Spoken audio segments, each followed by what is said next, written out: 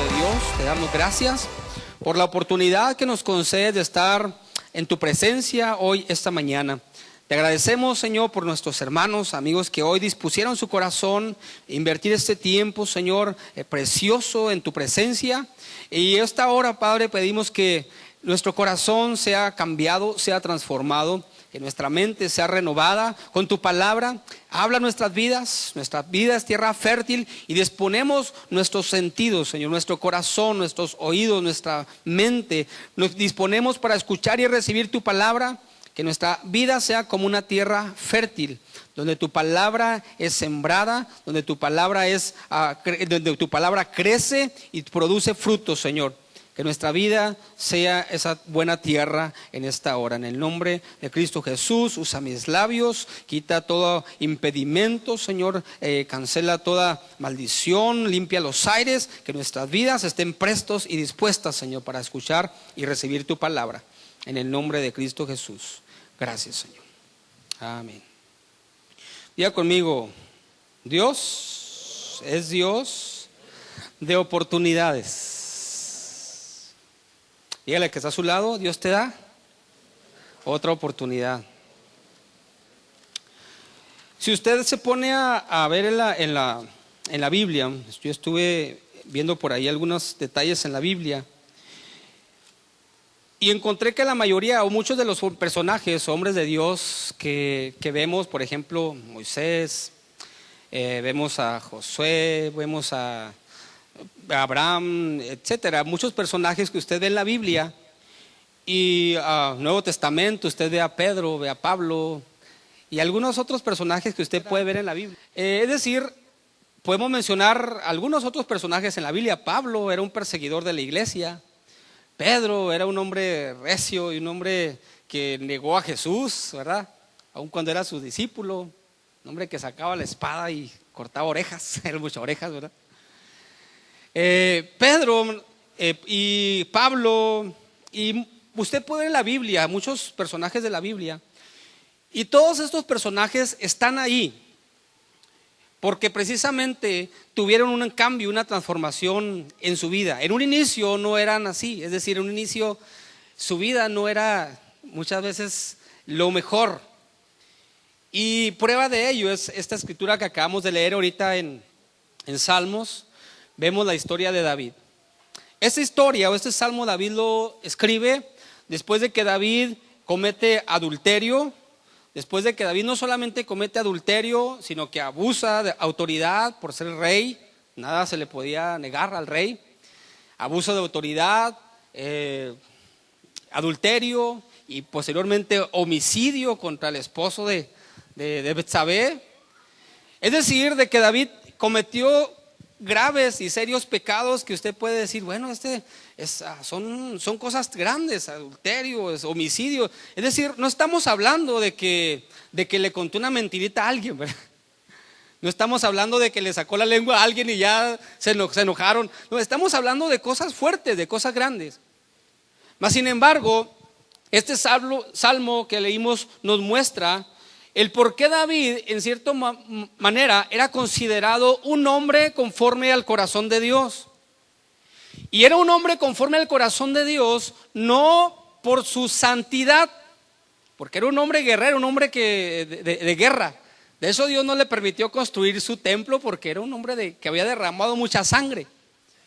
David era un hombre que no era el único pecado que había cometido. Más adelante se pone a censar el pueblo y comete ciertos errores. David no figura como un padre ejemplar, por ejemplo. David no era un padre ejemplar. La mayoría de su tiempo se la pasó en la guerra, en la batalla, y sus hijos crecieron y finalmente algunos de su hijo, por ejemplo Absalón, se quedó, pues quiso destruir a David, quitarle el reino. Su propio hijo, su hijo violó a su otra hija. Es decir, la familia era un desastre ahí en la familia de David. Es decir, no era un buen padre, no había sido un buen padre. Hasta ese momento era un buen rey en el sentido de que gobernaba bien, se preocupaba por el pueblo, trajo la presencia de Dios, pero cometió ciertos errores que marcaron la historia del pueblo. A consecuencia de ese pecado que vemos aquí, o esta serie de pecados, el pueblo de Israel fue castigado. La familia de David fue castigado. De hecho, Dios le dice: por eso que has cometido, la espada, o sea, no se quitará de ti. O sea, siempre habrá guerra en Israel por tu causa. Es decir, las consecuencias del pecado, David las sufrió. Su hijo que de adulterio murió. Dios le dice: ¿sabes qué? No va a vivir.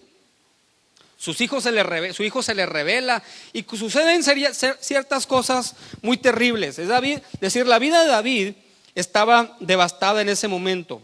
Un hombre que más adelante vemos que era un hombre conforme al corazón de Dios, no por su falta de errores, de pecados, sino era por su actitud. Generalmente algunos dicen: bueno, es que David era un hombre conforme al corazón de Dios porque era un hombre que adoraba a Dios. Ciertamente era un hombre que adoraba a Dios, pero una de las características principales de David era que era un hombre humilde.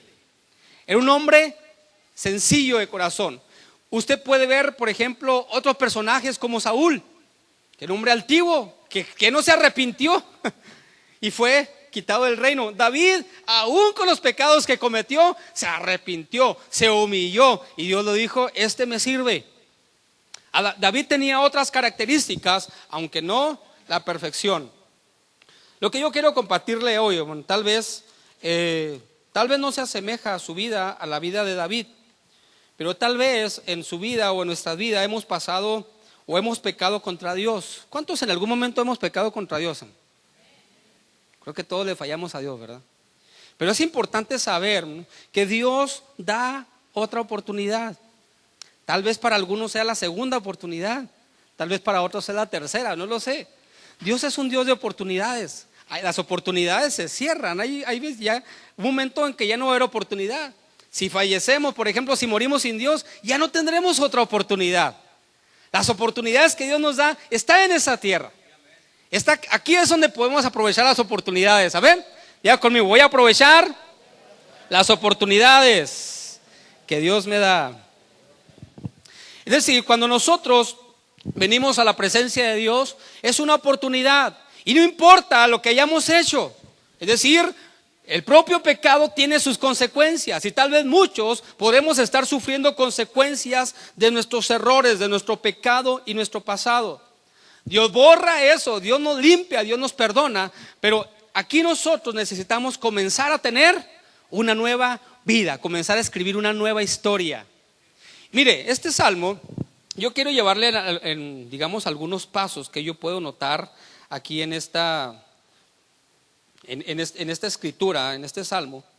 Pues en el versículo 1, David comienza a decir: ten piedad de mí, oh Dios, conforme a tu misericordia, conforme a la multitud de tus piedades, borra mis rebeliones. Pero el versículo 3 dice: porque yo, a ver, léalo ahí, porque yo ¿qué? Agregalo fuerte, porque yo reconozco. Fíjese bien, ¿cuál es el primer paso para que nuestra vida pueda ser restaurada? ¿Cuál es el primer paso de restauración? ¿Cuál es el primer paso que debo yo de dar para que mi vida pueda ser transformada? No es de la noche a la mañana, no es de ¡pum! Soy transformado ya. Ahora acepté a Cristo, mañana ya soy totalmente cambiado. No, la vida cristiana no funciona así, es un proceso. Pero ¿qué debo de hacer para que mi vida pueda ser transformada? Vamos con David. Y ya vimos lo que cometió David. Dice: porque yo reconozco. ¿Qué tengo que hacer primero? Ya conmigo, yo debo de reconocer.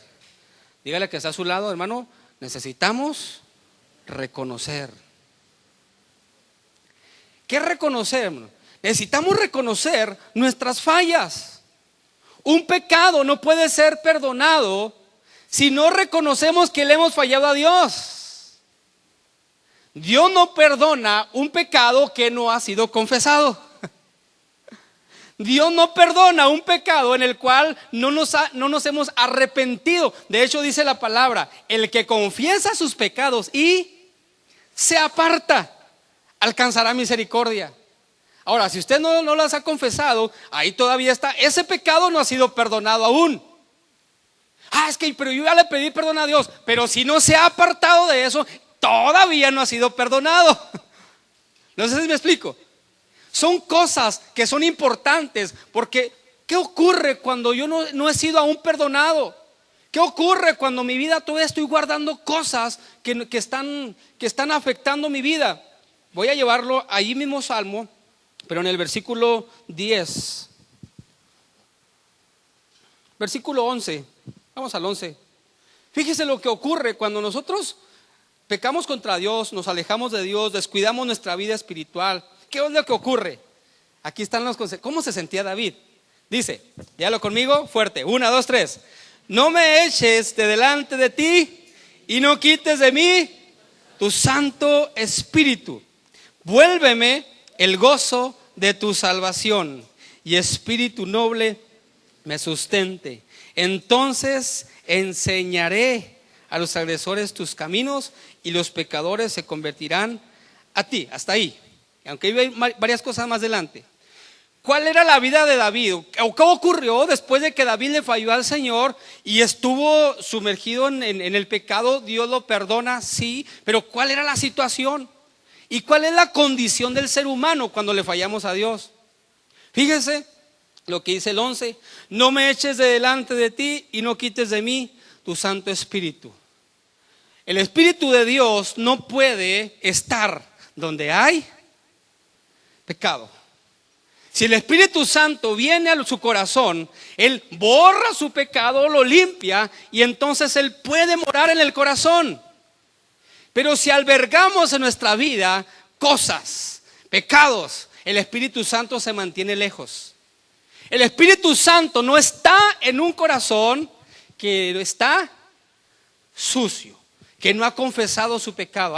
Es que le falló a Dios. Bueno, una cosa es que le fallemos a Dios todos los días, ¿verdad? Y todos fallamos. Pero otra cosa es que alberguemos ahí el pecado en el corazón. Porque el Espíritu Santo siempre nos está diciendo, nos va a decir, estás mal, pide perdón, arrepiéntete. Y muchas veces, no, ¿por qué me voy a arrepentir de eso? No, hay cosas que no queremos soltar. Y cuando no las soltamos, fíjese bien, el Espíritu Santo se va. Aleja. No es que Dios le haya echado de su presencia. David sentía, es que me echaste de tu presencia, Dios, por mi pecado. Cuando uno peca contra Dios se siente así, ¿no? Que Dios nos desechó y que no. Dios es un Dios de amor, pero el Espíritu Santo se empieza a alejar, se contrista, se aleja. ¿Por qué? Porque cuando no hay un verdadero arrepentimiento, el corazón se va endureciendo. El Espíritu Santo quiere estar, pero haga de cuenta que nosotros le decimos, no quiero, ¿verdad? Espíritu Santo, no te quiero. Y el Espíritu Santo se contrista. No quites de mí tu Santo Espíritu, decía David. David se sentía solo, había perdido la presencia de Dios, había perdido el Espíritu de Dios. Versículo 12 dice, vuélveme el gozo de tu salvación. David había perdido el gozo, estaba triste por su pecado. Estaba triste. Fíjese, sin la presencia de Dios, hermano, esta es la condición de nuestras vidas. Es una vida triste, es una vida vacía. Espíritu noble me sustente. Es que nadie me quiere ayudar. Cuando uno está en pecado, cuando uno se aleja de Dios, ¿sabe qué generalmente es lo que uno hace? Le echa la culpa a todos. Todos tienen la culpa. Que digamos de los pastores, ¿verdad? La iglesia tiene la culpa, los pastores, el hermano que no me saludó, el ujier que está ahí, hermanos ujieres, aguas, ¿verdad? Los músicos porque están cantando muy fuerte. Todos tienen la culpa. Es más, Dios mismo tiene la culpa. Y le echamos toda la culpa a Dios. Es que Dios tiene la culpa. Y cuando Dios está diciendo, hijo, arrepiéntete. Es que no me puedo acercar porque si tú no te acercas, dice el Señor, ¿verdad? Acércate, arrepiéntete y humíllate. Entonces yo me voy a acercar.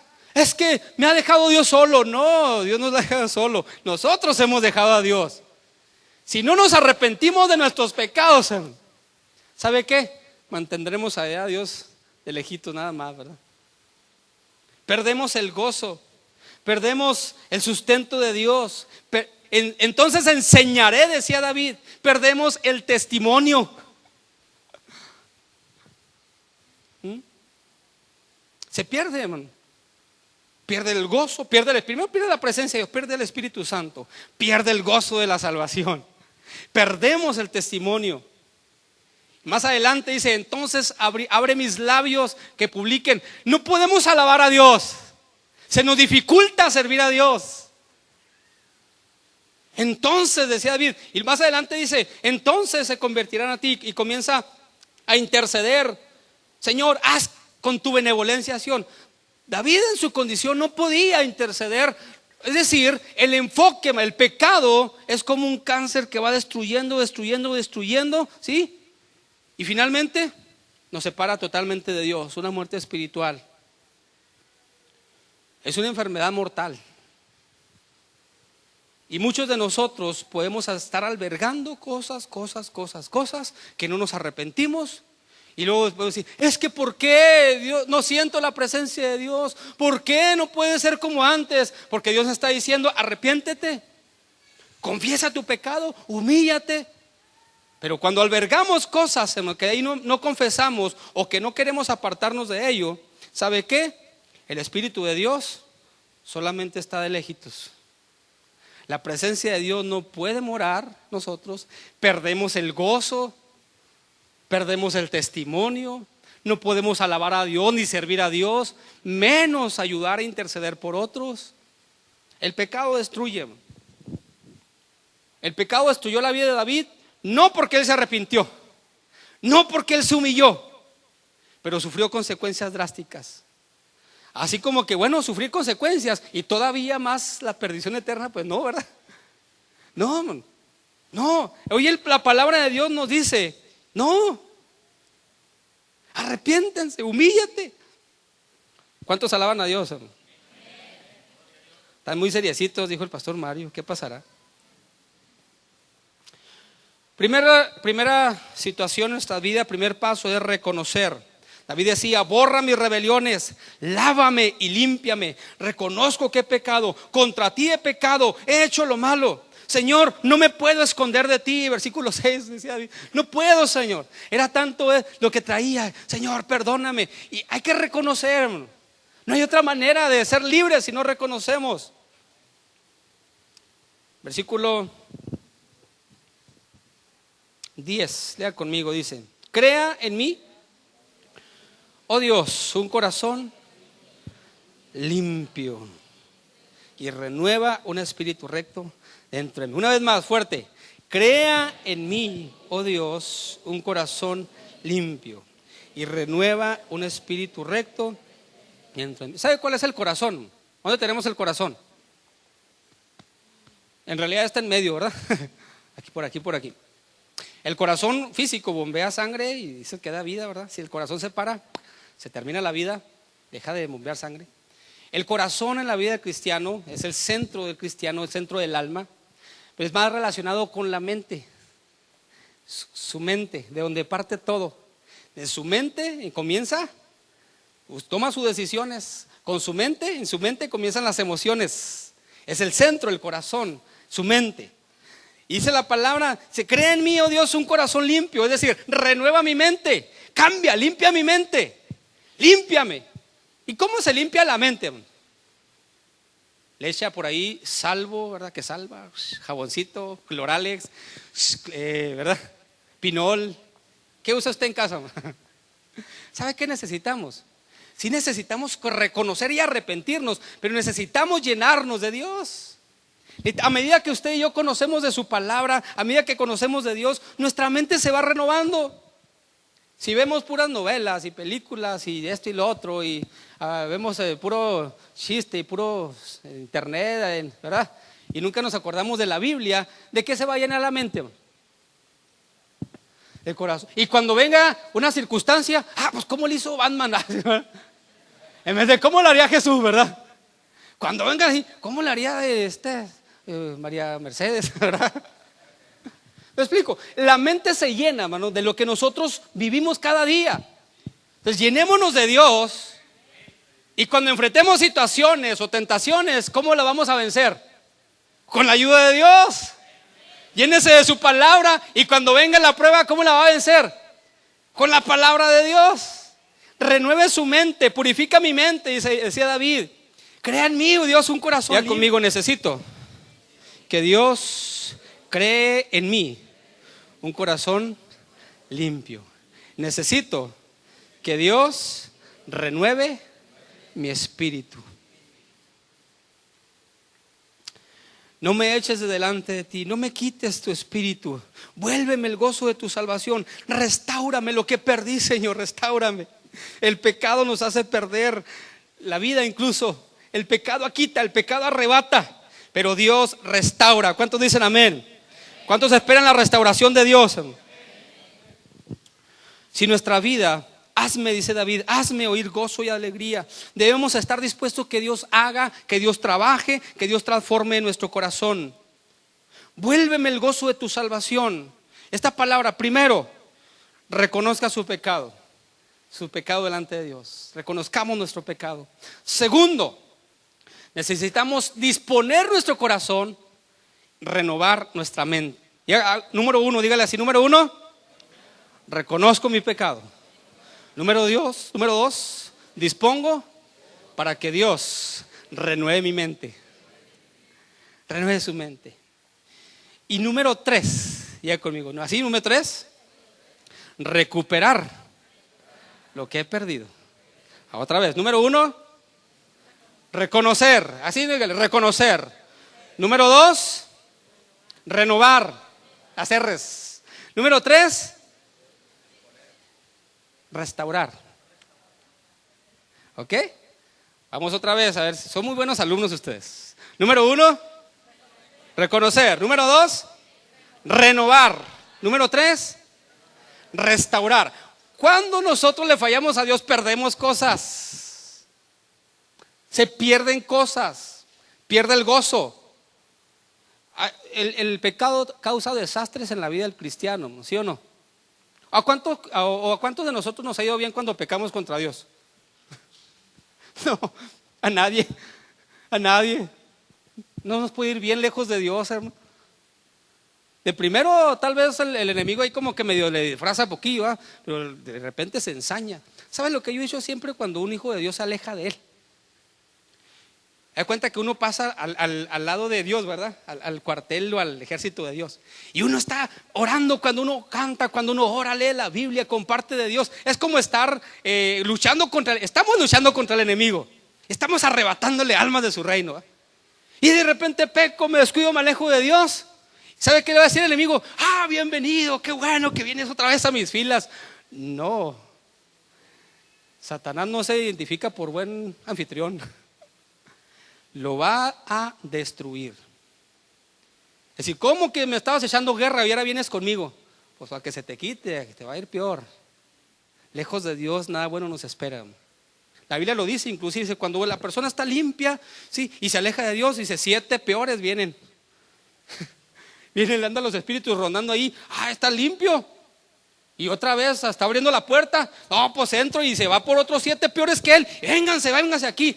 Y el postrer estado de ese hombre viene a ser peor que cuando Dios le hizo libre.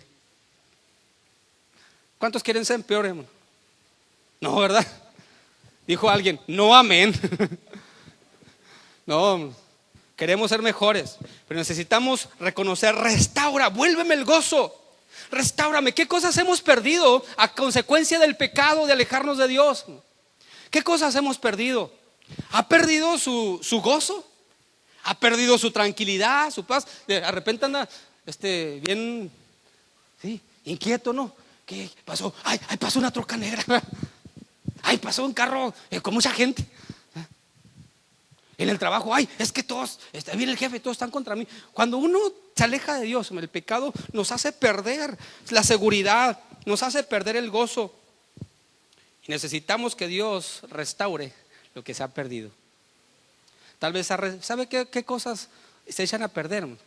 El pecado, fíjese bien, echa a perder la vida. Empieza por uno, la moral. Empieza a perder el ánimo, el gozo, todo esto.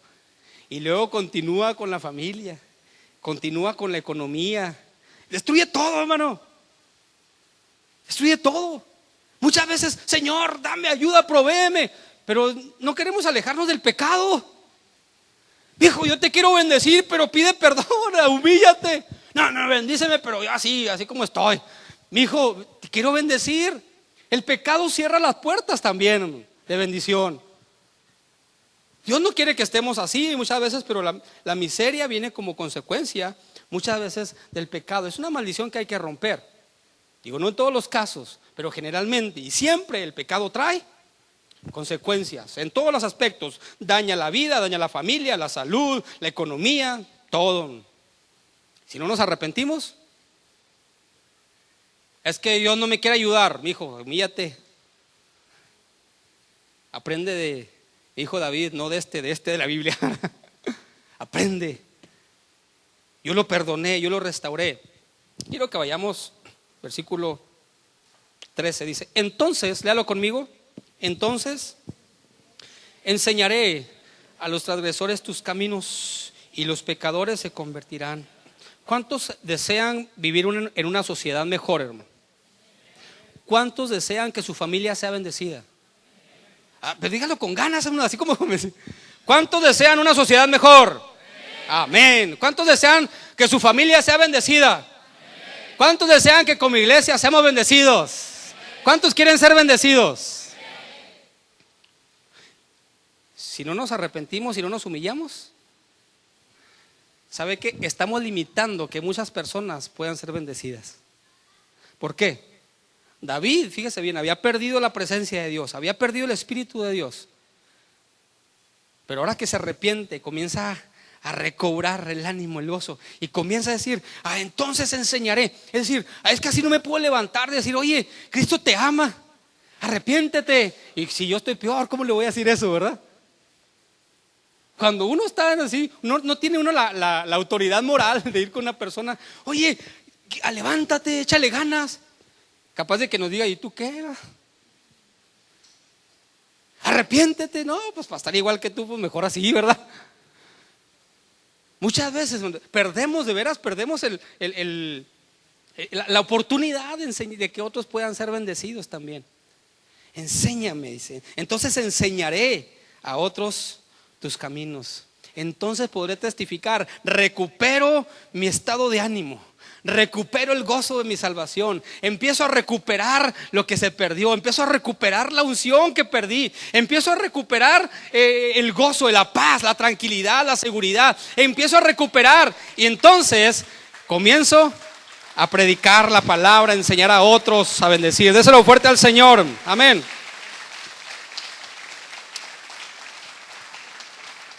David entendió, finalmente, quiero que vayamos, versículo 17. David entendió que lo que lo iba a sacar adelante era Dios, obviamente, pero era humillarse ante Dios. Este versículo es un hermoso versículo. Léalo conmigo, dice: 1, 2, 3. Los sacrificios de Dios son el espíritu quebrantado. Al corazón contrito y humillado no despreciarás tú. Está hermoso. Léalo conmigo así fuerte, hermano. Los dormidos, todos los dormidos lean. 1, 2, 3. No, todos dice: los sacrificios de Dios son el espíritu quebrantado. Al corazón contrito y humillado no despreciarás tú. ¿Sabe qué, hermano? Aquí no le está diciendo el Señor: ¿qué cosas ha hecho usted?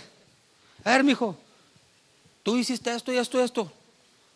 Estás sufriendo tus consecuencias de tu pecado, pero yo te quiero restaurar. Dice: si tú te humillas, en otras palabras, yo te voy a enseñar. Si tú te humillas, yo te voy a restaurar, yo te voy a levantar. Humíllate. Dice: porque un corazón contrito, humillado, un corazón arrepentido, no lo voy a despreciar. ¿Cuántos saben que Dios nos restaura? Que Dios nos levanta. ¿Qué le parece si nos humillamos ante Dios? Yo creo que es el momento, ¿verdad? Es tiempo. ¿Para qué sigue albergando eso? Arrepiéntese. Es que no sé cómo salir de esto. Tranquilo, take it easy, dijo el gringo. Take it easy, man. Take it easy, girl. Ladies, take it easy. Tranquilo. No sabe cómo. pues a veces ni nosotros sabemos cómo, ni yo sé cómo. Pero si nos humillamos delante de Dios, seguro que Dios va a recuperar todo lo que hemos perdido. Y Dios nos va a empezar a dar su bendición, va a empezar a recuperar el gozo, la unción. De repente va a empezar a ver las cosas, comienza a recuperar la visión, comienza a ver las cosas diferentes, comienza a ver las cosas con claridad, comienza a ver la necesidad, comienza a compartir la palabra, comienza de repente a ver cómo Dios le está bendiciendo, cómo Dios le abre puertas que estaban cerradas, cómo se abren. ¿Cómo? ¿A poco tanto estaba detenido por mi pecado? Pues sí, todo se detiene. Todo se detiene, pero cuando nos humillamos, se empiezan a abrir las puertas. Es lo que a Dios le agrada. ¿Sabe qué? Por mucho que David pudiera hacer sacrificios, esto y lo otro, dice: es que yo sé que eso no te agrada, Señor. Y tratamos de ofrecer sacrificios a Dios, pero muchas veces albergando en nuestro corazón cosas. Dice: Dios, esto no, mijo, tranquilo. Hay tiempo de hacer cosas, arrepiéntete. Te voy a empezar a restaurar y vas a empezar a ser bendecido y a bendecir a otros. ¿Cuántos quieren la bendición de Dios, hermano? Denle un fuerte aplauso al Señor, póngase de pie y vamos a orar al Señor. Cuando Dios viene al corazón del ser humano, Dios restaura. Pero ¿sabe una cosa que me he dado cuenta yo? Dios no restaura el corazón de una persona que no quiere ser restaurado. Es decir, que no se humilla. Para que una persona pueda ser restaurada, levantada, necesita un corazón contrito y humillado. El mismo pecado destruye, humilla. Pero no permita que eso ocurra en su vida, que no ocurra en mi vida. Estamos a tiempo, y no importa qué haya sucedido, pero estamos a tiempo hoy, este día, de recuperar. Hice un salmo por ahí, una escritura en Joel. Lo que te robó la oruga, el saltón, el revoltón, dice, todo eso, lo que te ha robado el enemigo, te lo voy a recuperar. Es la palabra que tengo para usted hoy. Todo esto para decirle que Dios quiere que usted recupere lo que ha perdido, o darle cosas grandes y cosas nuevas. Amén. ¿Cuántos quieren la bendición de Dios? ¿Qué vamos a hacer? Número 1, reconozca su necesidad, su pecado. Número 2, renueve su mente. Permita que su mente sea renovada, conozca de Dios, empápese de la palabra, escuche predicaciones de alabanzas, ponga discos donde quiera que esté, empápese de Dios. Si puede venir el jueves, véngase. Si puede hacer una valla, si esto y lo otro, hágalo, ¿verdad? Es decir, empápese de Dios. Renueve su mente. Y número 3,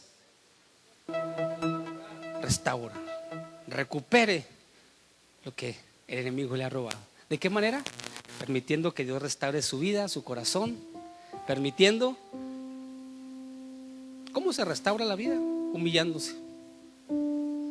Humíllese. Cuando uno se humilla delante de Dios, dice la palabra de hecho que el que se humilla será. A ver, ¿cómo? El que se humilla será, y el que se exalta.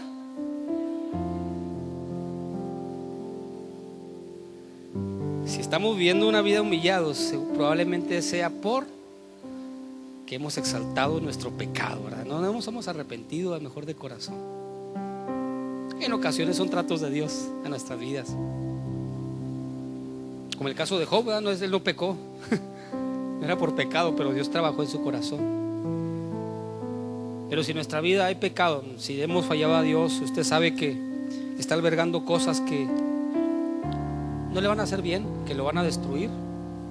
Hoy es un momento para decirle al Señor: me humillo, Señor, me humillo, porque yo sé que un corazón contrito y humillado tú no lo vas a despreciar. Reconozco mi pecado, reconozco mi necesidad, te he fallado, me he alejado de ti, he dejado de orar, de leer, me enojo con facilidad, dejo el ministerio, he dejado mi familia, no me interesa nada, es más, estoy volviendo a retomar los vicios, a hablar mal, esto y lo otro. El enemigo lo destruye. Es lo que quiere, es un destructor. El pecado destruye, pero Dios, ya conmigo, mi Dios restaura. Y voy a recuperar lo que he perdido, lo que es mío. Y voy a tomar lo que Dios me ha dado. Recupere lo que ha perdido y tome lo que Dios le ha dado. Amén. Cierre sus ojos, por favor. Cierre sus ojos.